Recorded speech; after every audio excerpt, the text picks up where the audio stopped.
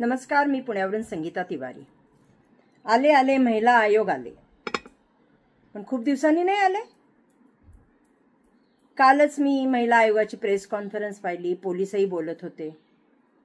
आपण महिलांच्या प्रकरणामध्ये जेव्हा महिला आत्महत्या करतात तेव्हा त्यांच्याकडे शेवटचा पर्याय आत्महत्या उरलेला असतो आणि त्यावेळेस त्या कुटुंबाला, त्या महिलेला, त्या लोकांना आधार द्यायच्याऐवजी जर आपण त्यांचं चारित्र्यावरच लांछन लावत असू तर आपण कोणता न्याय देतोय? त्या दिल्लीच्या महिला आयोगाच्या अध्यक्षांकडनं काम शिका हो तुम्ही, त्या तरी न्याय करतात। आपण करतोय काय? म्हणजे जर बघितलं वैष्णवी हगवणे प्रकरणामध्ये पण आपण पाहिलं की त्यावेळेस तिच्या चारित्र्यावर लांछन लावण्यात येत होती। आणि आता हे पण फलटण मधलं प्रकरण, ती हॉटेलवर का गेली? शोधा ना तुम्ही, तिला कोणी बोलवलं त्या हॉटेलवर? त्याच्यामध्ये निंबाळकरांचा काही हात आहे का? शोधा ना। देवाभाऊ तर क्लीन चिट देऊन टाकले त्यांना की त्यांचा काही दोष नाहीये। अहो, तुम्ही ठाकरेंच्या मुलाला टार्गेट केलं होतं, आठवतंय का सुशांत सिंग प्रकरणामध्ये? आणि इथं तर क्लिअर ते लिहून ठेवलेलं आहे की असं असं झालेलं आहे, खासदारचे 2 PA। तरी पोलीस ढिम्म बाजूला बसून पोलीस फक्त ढिम्मपणे प्रेसमध्ये बघतायत, बोलतायत। काय आहे? म्हणजे तुम्हाला एक आपली मुलगी की तिच्या बाबतीत एवढं भयानक सगळं झालंय, त्या घरवाल्यांनी दरवाजे बंद केले होते का, कुलूप लागलं होतं का, किंवा त्या लोकांनी काय केलं तिच्यासोबत, नंतर तुमचा स्वतः आरक्षक झालेला भक्षक त्यांनी काय केलं, बदनेनी काय केले त्याची तरी माहिती घेतली। अहो, त्याचा फोन पण अजून तुमच्याकडे नाहीये बदनेचा। तुम्ही काय टॅव करताय? अहो देवाभाऊ, अजित दादा, अहो काय दिलंय तुम्ही आम्हाला महिला आयोग? काहीतरी असं द्या की बाबा इमिजिएट कारवाई व्हायला पाहिजे, इमिजिएट आमच्या मुलींना, महिलांना, सुनांना न्याय मिळाला पाहिजे। अहो, आता एक माझ्याकडे बारामतीचंच प्रकरण आलंय। ती मुलगी आत्ता रडत होती, तिचा वकील नवरा आहे बारामतीमध्ये, तिला त्रास देतोय, तिच्या नवऱ्याचा आहे त्या फॉरेस्ट ऑफिसर बरोबर काहीतरी। ही रडते, म्हणते महिला आयोगाला मी कमीत कमी 15-20 पत्र दिली आहेत, माझ्या पालकांनी पण पत्र दिली आहेत, पण महिला आयोग ढिम्म। उलट पोलिसांनी तिच्यावरच काहीतरी गुन्हा बारामतीमध्ये दाखल केलेला आहे। ती बिचारी परेशान आहे। ती मुलगी म्हणली मला महिला आयोगाकडनं मॅडम न्याय नाही मिळते। द्या ना, महिला आयोग बसलाय कशासाठी? इव्हेंट करण्यासाठी नाही, नट्टापट्टासाठी नाही, तुम्ही फक्त आणि फक्त महाराष्ट्राच्या लेकी बाळींच्या सुरक्षेसाठी त्या संविधानिक पदावर बसलेले आहात। हो, त्या मुलीवर तिच्या म्हणजे सगळे असे इज्जतीचे चिथडे उडतात का? मेलेल्या 2 महिला, म्हणजे एक ती वैष्णवी हगवणे आणि आत्ताची जी मुंडे, संपदा मुंडे, डॉक्टर शिकलेली, तिच्यावरही शिंतोडे आणि तुम्ही ऐकून घेताय?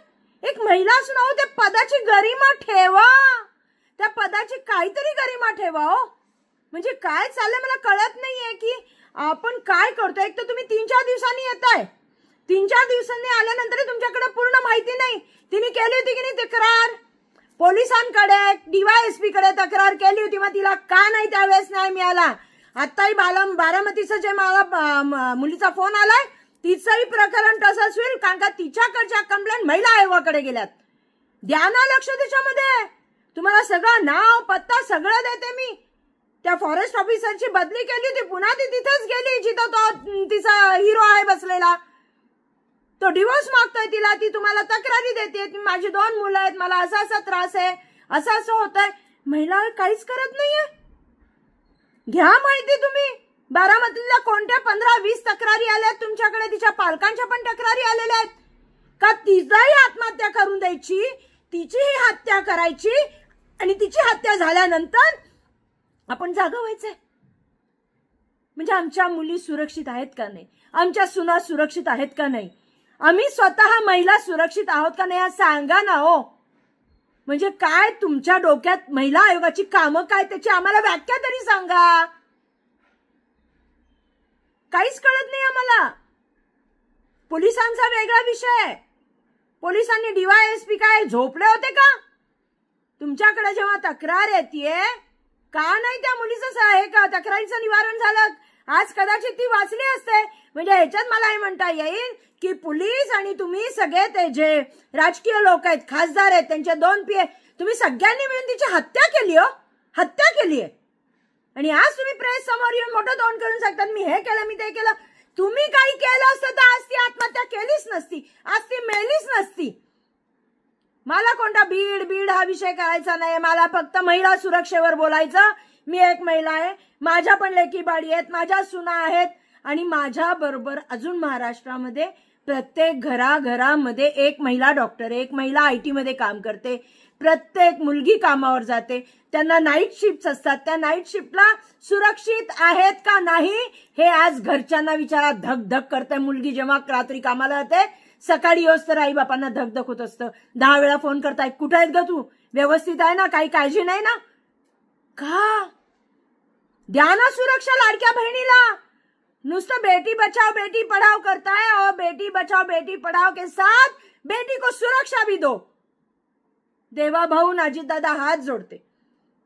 काहीतरी समजवा, नाही तर त्या दिल्लीच्या राहतकर बाई आहेत ना, त्यांच्याकडनं शिकवणी घ्यायला लावा. हो, त्यांना कमीत कमी ती शिकवणी घेतल्यावर कमीत कमी आमच्या महाराष्ट्राची तर सुरक्षा होईल, न्याय तर मिळेल.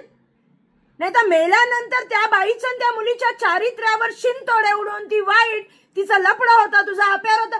अरे लफडा असू दे, अफेअर असं मारायचा हक्क कुणी दिलाय तिला? मानसिक आणि शारीरिक दृष्ट्या त्रास देण्याचा हक्क कुणी दिलाय तिला? तेव्हा भाऊ आणि दादा पुन्हा विनंती करते, समजवा त्यांना. काम करा हो, महिला सुरक्षासाठी काहीतरी काम करावं लागतं ताई. झगामगा मला बघा नको, अजिबात नको. तुम्ही फक्त आणि फक्त महिला सुरक्षा, महिलांसाठी सगळा महाराष्ट्र फिरा. ऑफिसमध्ये बसून होणार नाही हे ताई, तुम्हाला प्रत्येक ठिकाणी जावं लागेल. नागपूरमध्ये काय झालं? 12 वर्षाच्या मुलीला घेऊन गेले लॉजवर, तिच्यावर बलात्कार केला, व्हिडिओ शूटिंग काढलं. कुठे नाही, सगळं गपचूप आहे. गेलात का तुम्ही? जाऊन भेटलात का त्यांना? दर केस मध्ये तुम्ही उशिरा पोचताय, लवकर काही बोलत नाहीत. अहो मग महिला आयोग अध्यक्षपद दिलंय कशाला? का देवाभाऊ दादांकडे कोणी लायकीचं नाहीये का? सांगा तसं की तुमच्याकडे नाहीये त्या पदाला लायकीचं कोणी, म्हणून या बाईंना ठेवलंय. काम तरी दाखवावं ना, काम तरी दाखवावं त्यांनी की खरंच त्या करतायत. आम्ही मानू की खरंच मानलं ताईंना, न्याय दिला, सडेतोड न्याय दिला. पण नाही, आजच्या तारखेला कालची जी प्रेस कॉन्फरन्स होती ती तुमची फ्लॉप प्रेस कॉन्फरन्स होती. चमड़ी बचाओ कॉन्फरन्स होती, पुलिस को बचाओ कॉन्फरन्स होती, खासदार को बचाओ कॉन्फरन्स होती. भाजपची कितीही तुम्ही अगदी पार लांगून चालन केलं तरी भाजपमध्ये मला नाही वाटत तुम्हाला काही तिथे मिळेल. परंतु भाजपच्या खासदाराला वाचवण्यासाठी जर ताई तुम्ही तिथे गेला असाल तर तुम्हाला आमच्या माया बहिणींचे शाप लागतील, हे लक्षात घ्या. आणि आत्ताच स्वतःला बदला. महिलांसाठी काम करा, पार्टीसाठी काम करू नका, पक्षासाठी काम करू नका, कुणाला आमदार खासदारांना वाचवण्यासाठी काम करू नका. फक्त आणि फक्त मुलींची इज्जत वाचवण्यासाठी काम करा, मुलींच्या सुरक्षेसाठी काम करा, मुलींना सुनांना न्याय मिळण्या देण्यासाठी काम करा. तरच आम्ही मानू की तुम्ही त्या पदाला सक्षम आहात. नाही तर तुम्हालाच आमचा नमस्कार. जय हिंद, जय महाराष्ट्र.